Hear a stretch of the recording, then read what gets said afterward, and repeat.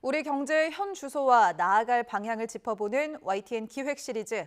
이틀 연속 우리 경제를 어렵게 하는 것들이 무엇인지 살펴봤는데요. 오늘은 대안이나 해법을 고민해봤습니다.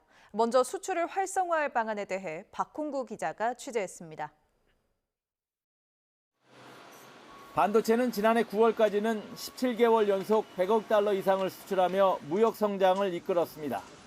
하지만 코로나를 지난 뒤 글로벌 IT 수요 감소로 수출이 줄기 시작하더니 올해 1월엔 전년 대비 마이너스 45%를 기록했고 지금도 부진이 계속되고 있습니다. 반도체 수출의 절반을 차지하는 중국 경기가 살아나지 않고 있고 미국에 대한 수출마저 큰 폭으로 감소하고 있기 때문입니다. 주력 품목인 메모리의 대미 수출은 올해 1월부터 7월까지 전년 대비 마이너스 62%를 기록한 것으로 집계됐습니다. 경쟁국인 타이완과 중국에 비교할 수 없을 정도로 큰 폭으로 줄었습니다. 미국의 경우 이런 IT 제품에 탑재되는 메모리 반도체를 덩어리 부품, 즉 모듈형으로 많이 수입을 합니다. 이들 제품에서 대만과 중국이 강점을 보이고 있습니다. 한국은행도 우리나라 반도체 수출 물량의 수요처가 스마트폰 44%, 데이터 센터 서버 21%로 특정 분야에 몰려 있다고 지적했습니다.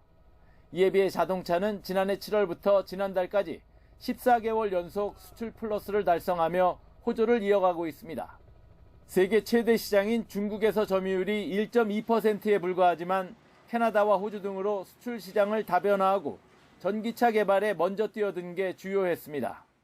한국은 이렇게 어려운 상황에서도 나름대로 서둘러서 전동화를 대비했고 다른 나라에 비해서 전환에 집중했기 때문에 시장에서 조기 전환 전략이 효과를 발휘했다고 볼 수가 있겠죠.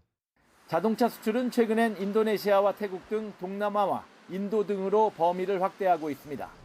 하지만 자동차는 소비재로서 수요만 있다면 세계 모든 나라로 수출이 가능한 데 비해 반도체는 중간재이기 때문에 IT 산업이 발달한 일부 국가에만 수출할 수밖에 없는 한계가 있습니다.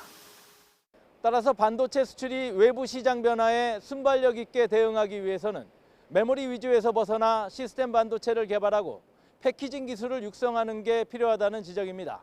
정부의 정책적 지원도 여기에 집중돼야 할 것으로 보입니다. YTN 박홍구입니다.